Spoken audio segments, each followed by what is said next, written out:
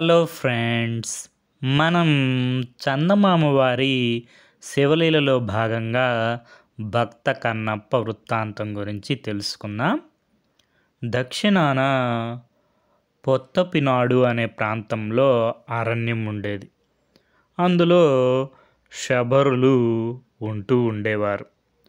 ఉడుమూరు అనేది వాళ్ళ ముఖ్య నగరం. ఆటవికులైన శబరులు వేటాడి వ్యవసాయం చేసి జీవిస్తూ ఉండేవారు. శబరులకు రాజు నాదనాథుడు. అతనికి భార్య పేరు తండె. వారికి తిన్నడు అనే కుమారుడు కలిగాడు. అతను పెద్దవాడవుతూ విలువిద్య నేర్చుకున్నాడు. అతనికి విద్య పుట్టుకతోనే వచ్చినట్టు కనపడింది.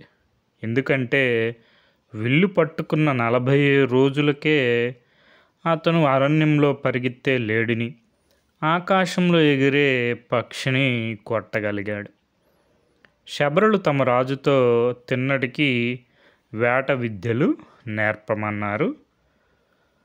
ముందుగా శబరులందరూ శివుడికి పూజలు చేసి వేటలు బలిపెట్టి తాగి తందనాలాడి ఉత్సవం జరిపారు. మర్నాడు శబరరాజు తన కొడుకు వెంట వేటకు వెళ్ళవలసిన వారిని ఎన్నుకొని వేటకు కావలసిన ఉచ్చులు, వలలు, కుక్కలు మొదలైన జంతువులను సిద్ధం చేశాడు. పెద్ద సన్నాహంతో తిన్నడు తన జాతి వాళ్ళను వెంట పెట్టుకొని తిరుపతి కొండలకేసి బయలుదేరాడు. వేట చాలా విజయవంతంగా సాగింది. శబరులు రకరకాల అడవి జంతువులను, పక్షులను చంపారు. మాంసం ముక్కలు పుల్లలకు గుచ్చి కాల్చి అడవి తేనెతో కలిపి తిన్నారు. ఆ విధంగా వన్యమృగాలను వేటాడుతూ వాళ్ళు చాలా రోజులు అడవిలోనే మకాం పెట్టారు. ఒకనాడు తిన్నడు వేటాడి అలసి ఒక పొగడు చెట్టు నీడలో పడుకొని నిద్రపోయాడు. ఆ నిద్రలో తిన్నడికి ఒక కల వచ్చింది.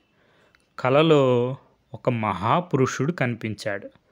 ఆ మనిషి ఒంటి నిండా విభూతి పూసుకొని, పులితోలు కట్టుకొని, ఎర్రటి జడలు వేలాడుతూ, భుజాన పుర్రెల మాల ధరించి, మెడలో లింగాన్ని ధరించి ఉన్నాడు.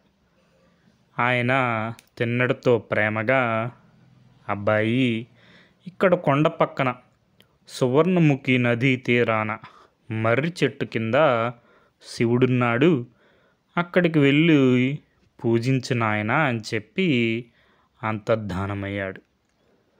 తిన్నడు అదిరిపడి నిద్రలేచి ఆశ్చర్యంతో 4 దిక్కులా చూశాడు. తన తోటి వాళ్ళు వేటలో నిమగ్నులై ఉన్నారు. వాళ్ళ ఈలలు, కేకలు వినిపిస్తున్నాయి. అంతలో ఒక అడవి పంది వేటగాళ్ళను తప్పించుకొని గుర్రు గుర్రుమని అరుస్తూ పరిగెత్తుకుంటూ రావడం తిన్నడి కంట పడింది. అతను దాన్ని కొట్టడానికి వెంట తరిమాడు. ఆ అడవి పంది అతనికి అందకుండా పరిగెత్తుతూ చాలా దూరం తిప్పి అకస్మాత్తుగా అదృశ్యమైంది. అది మాయమైన చోటనే శివాలయం ఉన్నది. కలలో తిన్నడికి కనిపించిన మహాపురుషుడు చెప్పినది ఈ శివుని గురించే. అందుచేత జరిగిందంతా శివమాయ అని గ్రహించి తిన్నడు ఆనంద బాష్పాలు రాల్చుతూ ఆ లింగానికి సాష్టాంగ నమస్కారం చేసి, స్వామి, ఈ కొండ ప్రదేశంలో పులులు, సింహాలు సంచరించే చోటు, వీటి ఒడ్డున ఎందుకు కూర్చున్నావు? నీకు ఆకలి అయితే తిండి, నీరు ఎవరు తెచ్చి పెడతారు? మా ఉడుమూరికి రావయ్యా. చిన్నక్కలు, పెద్దక్కలు నీకు పంది మాంసము, దుప్పి మాంసము, పిట్టల మాంసము కమ్మగా వండి పెడతారు. రకరకాల బియ్యాలతో పాయసం వండి పెడతారు. రకరకాల తేనెలు, పళ్ళు నీకు లభిస్తాయి.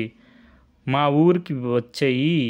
నా వెంట వచ్చావా? సరే సరే, లేకపోతే నేను ఇక్కడి నుండి కదలను అన్నాడు. ఇంతలో మిగిలిన శబరులు తిన్నన్ని వెతుక్కుంటూ వచ్చి, తిన్నా, నువ్వు తరిమిన అడవి పంది ఏమైంది అని అడిగారు. శివధ్యానంలో ఉన్న తిన్నడు మాట్లాడలేదు. వాళ్ళు అతన్ని ఇంటికి పోదాం పదమన్నారు. ఈ శివుడు నా వెంట వస్తే గాని నేను ఇక్కడి నుంచి కదలను, మీరు వెళ్ళండి అన్నాడు తిన్నడు. అతను తిరిగి శివధ్యానంలో పడిపోవడం చూసి శబరులు వెళ్ళిపోయారు.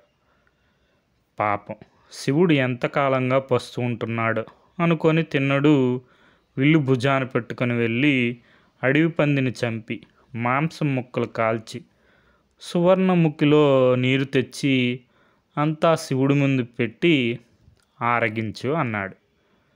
దానికి శివుడు జవాబు ఇవ్వలేదు. నువ్వు తినకపోతే నీ పాదాల దగ్గరే ప్రాణాలు విడుస్తానంటూ తిన్నడు ఏడవడం మొదలుపెట్టాడు. శివుడు అతని భక్తికి మెచ్చి, లే బాబు అలాగే తింటాను అని తిన్నడు పెట్టిందంతా తినేశాడు. ఇలా కొంతకాలం గడిచింది. ఒకనాడు శైవుడైన బ్రాహ్మణుడు శివగోచరుడు అనే అతను ఆ గుడికి వచ్చి, ఈ ఎంగిలి పుల్లలేమిటి స్వామి, నీ ఆలయాన్ని ఇలా ఎవరు మైలుపరిచారు, చెప్పకపోయావో తిండి మాని ప్రాణాలు విడుస్తాను అన్నాడు. కంగారు పడకు, ఒక ఆటవికుడు తన దూరంలో నన్ను మహాభక్తితో కొలుస్తున్నాడు, అతని పూజను నేను స్వీకరిస్తున్నాను, అతని భక్తి చూడగోరినట్టయితే నా వెనక పక్క కనపడకుండా దాక్కో అని శివుడు పలికాడు.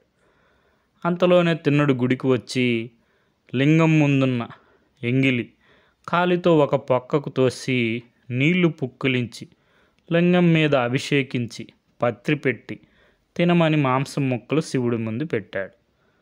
శివుడు తిన్నడి భక్తిని పరీక్షించాలని అతను పెట్టిన ఆహారం తినక మూసిన కంటి నుంచి నీరు కార్చన ఆరంభించాడు. అది చూసి తిన్నడు ఆందోళన పడి కంటికి చికిత్సలు చేయసాగాడు. అతను తనకు తెలిసిన చికిత్సలు విన్నవి ఎన్నో చేశాడు. అవేవీ పని చేయకపోగా శివుడి కంటి నుంచి నెత్తురు కారసాగింది. ఏం చేయడానికి పాలుబోక తిన్నడు కంటికి కన్నే ముందు అనుకొని తన కన్ను ఒకటి తీసి శివుడికి కన్నుగా అమర్చాడు. వెంటనే శివుడు రెండో కంటి నుంచి రక్తం కారసాగింది. భయం లేదు, దానికి కూడా చికిత్స నా దగ్గర ఉన్నది అంటూ తిన్నడు తన రెండో కన్ను పెకలించబోతుండగా శివుడు ఆగాగు అంటూ తిన్నడు చేయి పట్టుకొని అతని ఎదుట ప్రత్యక్షమయ్యాడు. ఆయన బ్రాహ్మణుడితో, శివగోచర, చూశావు కదా, ఈ పామరుడి భక్తి నీకు నచ్చింది కదా అని ఆ బ్రాహ్మణుని తిన్నడిని ఎదురుగా పెట్టుకొని మీకేం వరం కావాలి అని అడిగాడు. మీకు తోచిన వరం ఇవ్వండి, మేమా అడిగేవాళ్ళం అంటూ ఇద్దరూ శివుడి ముందు సాష్టాంగపడ్డారు. శివుడు వారి భక్తికి మెచ్చి వారిని తిరిగి ప్రాపంచిక విషయాల్లో పడనివ్వక ఇద్దరిని తనలో చేర్చుకున్నాడు. ఇది మనకి చందమామ వారి శివలీలలో భాగంగా తిన్నడి వృత్తాంతం. Okay friends, thank you for watching.